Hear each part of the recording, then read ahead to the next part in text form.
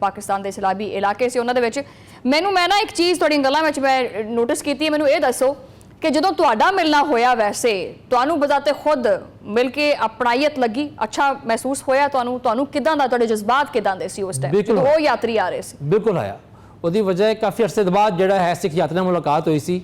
ਉਹਨਾਂ ਦੇ ਵਿੱਚ ਉਹੀ ਜੋਸ਼, ਉਹੀ ਮਿਠਾਸ, ਉਹੀ ਪਿਆਰ, ਔਰ ਜਿਹਨੂੰ ਅਸੀਂ ਨਹੀਂ ਵੀ ਮਿਲ ਰਹੇ ਸੀਗੇ, ਅਸੀਂ ਕਿਸੇ ਹੋਰ ਦਾ ਇੰਟਰਵਿਊ ਕਰ ਰਹੇ ਸੀਗੇ ਤਾਂ ਬਾਕੀ ਲੋਕ ਆਏ ਹੁੰਦੇ ਸਨ, ਯਾ ਬਹੁਤ ਚੰਗੀ ਗੱਲ, ਯਾ ਬਹੁਤ ਚੰਗੀ ਗੱਲ। ਅੱਛਾ, ਫਿਰ ਦੂਸਰੀ ਗੱਲ, ਖਾਸ ਗੱਲ ਜਿਹੜੀ ਸਾਡੇ ਚੈਨਲ ਦੇ ਹਵਾਲੇ ਦੇ ਨਾਲ ਵੀ ਇਹ ਕਿ ਜਦੋਂ ਉਹ ਨਾ ਪੜ੍ਹਦੇ ਸਨ ਤੇ ਉਹ ਪੁੱਛਦੇ ਸਨ क्यों जी ये पंजाबी चैनल है?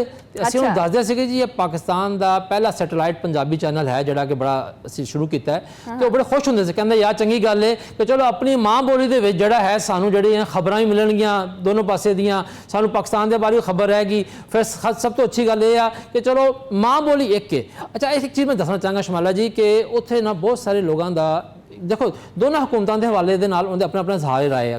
एक गल जी उत्थे बहुत ज़्यादा हुई जो उत्ते मैं सवाल भी किया जोड़े साढ़े सूबाई वजीर ने इंसानी हकूक के सरदार रमेश सिंह अरोड़ा साहब, उत्थे लोगों का कहना है कि चूँकि 1974 जो मुआहदा होया वो तहत दोनों हुकूमतों ने यात्रियों की एक तादाद मुकर्रर कर रखी है और पाकिस्तान को कोई इतराज़ नहीं है तादाद बढ़ाने के उत्ते। बल्कि उत्थे जोड़े साढ़े अफसर बैठे सन उन्होंने सानू गल दसी कि सानू कल जोड़ा है पाकिस्तानी हाई कमीशन नूं उत्थे 500 दरखास्त मसूल हुई है और असी 24 घंटिया के 400 दरखास्त जी वीज़ा की मंजूर की है। ठीक है ना जी, वो कहते सानू तो कोई इतराज़ नहीं है, पर गल यह कि जी भारतीय सरकार है उनकी हुकूमत है वो नहीं मनती पई। तो सिखा यात्रियों का एक बड़ा बड़ा मसला है।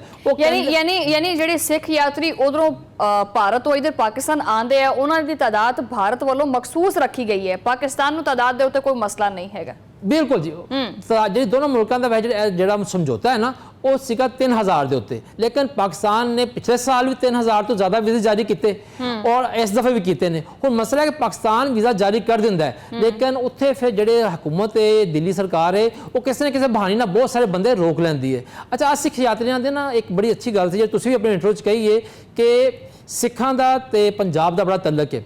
वो कहते हैं कि जो सिख मजहब है उन्हें जन्म लिया वा पंजाब की जमीन के उत्तों। ठीक है ना जी, वो कहते जिस तरह तुहाडे मुसलमानों वास्ते मक्का मदीना है साढ़े वास्ते जो ननकाना साहब है करतारपुर है। ठीक है ना, ये सारी गल भी ठीक है उन्होंने तो वो बड़े जज्बाती ने और अपने गुरुद्वारे सब। अच्छा, वैसे रिजवान साहब एक चीज़ है वैसे आपको चीज़ नोटिस कभी आप शायद कोई लोग करते भी होण वैसे जड़ा ऑपरेशन संदूर जड़ा भारत ने शुरू किया सी ये करके देखो जड़ियाँ सिखां दी मजहबी रसूमात सी ना वो बड़ियां मुतासर हुई है। करतारपुर राहदारी जी है ना वो करके अक्सर सिख यात्री जो सुबह के टाइम आते सी शाम को वापस चले जाते सी वो राहदारी भी इंडिया वालों जो बंद की गई।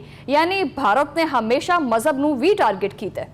बिल्कुल सही कह रहे हो तुसी, और इस गल का जो एहसास है सिख कम्यूनिटी में है, सिखों इस गल का एहसास है कि असी जो यहाँ टारगेट किए जा रहे हैं। और अज इंटरव्यू के बहुत सारी गल्लां हुई ने, ईवन कि जो उन्होंने अकाली दल साहब के जथेदार ने जोड़े कि सारे डेलीगेशन के उन्होंने इंचार्ज ने उन्होंने साड़ी गुफ्तगू हुई है।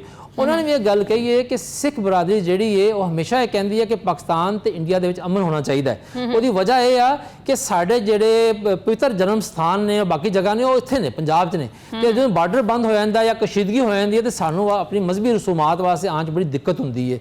उन्होंने यह कहना जथेदार साहब का यह कहना सीगा कि गल यह आ कि पाकिस्तान तो कर रहा है लेकिन भारत में भी चाहिए कि थोड़ा जिहा अमन वाले पासे आवे, थोड़ा जिहा बैठे सोचे की करे। वो वजह कि सिर्फ भारत की सरकार नहीं है। नहीं तुहानू लगता है कि वो इन्ने पूर्व सी वैसे सिख यात्री के उन्होंने दिल मनता पिया सी कि जिहड़ा मोदी हैगा है ये कोई अमन का पैगाम जारी करेगा? मैं हुण तुहानू की दसां शमाला जी कि उत्थे इंटरव्यूज़ दे विच लोगों ने बकायदा लफ्ज़ जो तुसीं इस्तेमाल किया ना मोदी सरकार, ये मोदी सरकार का लफ्ज़ इस्तेमाल करके अपने दिल की भड़ास कढ़ी उन्होंने।